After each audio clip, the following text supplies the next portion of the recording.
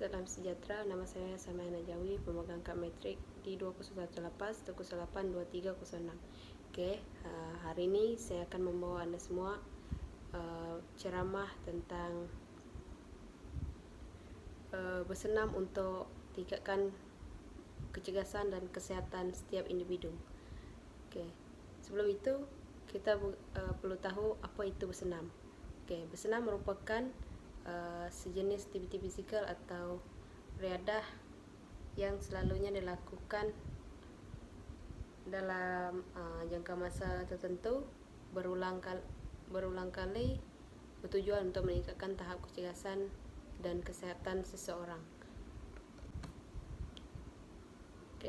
Senaman ini dilakukan tidak mengira usia, semada budak kecil, dewasa ataupun usia tua. Kerana kesihatan ini penting, kerana senaman ini penting untuk kesihatan kita sendiri. Menurut pakar, iaitu pensyarah kanan program Sains Senaman dan Sukan USM, iaitu Duro Azwar Azmah, kebanyakan individu sedar tentang kepentingan senaman, namun keupayaan untuk melakukan senaman secara berkesan dalam menghadapi tugas harian tanpa merasa letih dan menggunakan masa lapang dengan efektif, di samping mempunyai lebihan tenaga untuk kecemasan, agak sukar dilakukan. Kecergasan boleh ditingkatkan dengan senaman yang bersesuaian. Contohnya, jumlah komponen kecergasan boleh dikenali atau diketahui dengan 11 komponen, dan 5 daripadanya berkaitan dengan kesehatan serta 6 lagi berkaitan dengan kemahiran. Daripada komponen kecergasan fizikal tersebut, setiap individu dapat melakukan senaman dengan betul bagi meningkatkan kesihatan dan kecergasan masing-masing. Sekiranya kita sering melakukan senaman, banyak kelebihan yang diperolehi sekiranya kita kerap melakukan senaman. Antaranya ialah mencegah diri daripada sebarang penyakit yang boleh membahayakan diri kita, dan melakukan aktiviti senaman hendaklah sekurang-kurangnya kita melakukan aktiviti senaman 3 kali dalam masa seminggu, sekurang-kurangnya, supaya tahap kecergasan, tahap kesihatan kita dapat terjamin dan dapat dikawal bagi mengelakkan sebarang penyakit. Di sini saya akan meneruskan ceramah saya dengan terdapat 7 manfaat senaman yang mungkin kita tidak tahu ketika kita melakukan senaman, ataupun kebaikan melakukan senaman kepada individu. Manfaat yang pertama ialah senaman untuk otak. Senaman boleh menghalang ataupun melambatkan permulaan penyakit Alzheimer, ataupun lebih dikenal dengan penyakit nyanyok yang sering berlaku terhadap golongan yang berusia. Melalui penyakit tersebut, senaman boleh dikaitkan dengan pengurangan kemurungan, memori yang baik, dan cepat tangkap dalam pembelajaran. Oleh itu, kajian yang saya perolehi mencadangkan bahawa senaman adalah cara terbaik untuk menghalang penyakit Alzheimer ataupun penyakit nyanyok.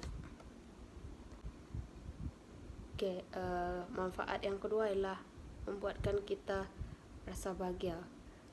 Melalui senaman yang kita lakukan, kita akan merasa gembira. Contohnya, kita melakukan senaman berbasikal bersama keluarga. Daripada senaman tersebut, kita boleh dapat pelbagai faedah. Contohnya kita dapat meluangkan masa dengan keluarga, dan sambil itu kita bersenam demi menjaga kesehatan dan kecergasan masing-masing. Oke, yang seterusnya adalah yang ketiga, melambatkan proses penuaan. Oke, senaman dikatakan dapat memanjangkan jangka hayat seseorang sekurang-kurangnya 5 tahun. Karena satu kajian mencadangkan senaman berintensiti sederhana dapat melambatkan proses penuaan sel. Dalam satu kajian terbaru, senaman terbukti meningkatkan penghasilan satu molekul kimia yang melambatkan sel penuaan. Oke, yang keempat adalah menjadikan kulit seseorang lebih berseri. Ketika melakukan senaman, lebih-lebih lagi senaman aerobik yang meningkatkan peredaran darah ke kulit, mantau oksigen dan nutrisi yang meningkatkan kesehatan kulit dan membantu pemulihan luka dengan lebih cepat. Oke, yang seterusnya yang kelima adalah sesuatu yang menarik boleh berlaku dengan hanya beberapa minit sahaja. Oke, antara yang menarik dalam senaman, kita boleh mempelbagaikan senaman yang kita ingin lakukan. Contohnya senaman yang mudah kita lakukan, tapi dia boleh mendatangkan faedah kepada kita yang melakukan senaman. Oke, yang kedua terakhir ialah senaman dapat mengurangkan ataupun membantu kita memulihkan penyakit stroke. Kena pada masa terkini, analisis yang mengatakan bahawa senaman boleh mengurangkan penyakit stroke, terutamanya kepada golongan yang lebih berusia, yang pengambilan kolesterol yang tinggi. Oke, yang terakhir adalah mengecutkan sel lemak. Badan kita akan menggunakan karbohidrat dan lemak sebagai sumber tenaga, tetapi senaman aerobik yang konsisten akan membakar lemak dengan lebih baik bagi menukarkan oksigen kepada sumber tenaga dan menjadi satu manfaat kepada pada individu. Kerana senaman ini mampu meningkatkan sistem kardiovaskular yang lebih kuat dan lebih baik. Namun pada masa kini, senaman kurang memberi sumbangan yang bermotivasi kerana individu ataupun seseorang yang tidak mempunyai masa lapang dengan alasan kesibukan kerja, kurang kemudahan untuk melakukan senaman, dan keadaan serta masalah individu itu sendiri. Itu merupakan alasan ataupun sebab seseorang individu tidak melakukan senaman. Ketika melakukan senaman, kita boleh mencari keseronokan dalam senaman. Contohnya, kita mengikuti senaman aerobik yang dibuat ramai-ramai. Daripada itu kita dapat bergaul, kita dapat mengenal rakan yang lain, sambil kita meningkatkan tahap kecergasan dan kesehatan untuk kebaikan diri sendiri.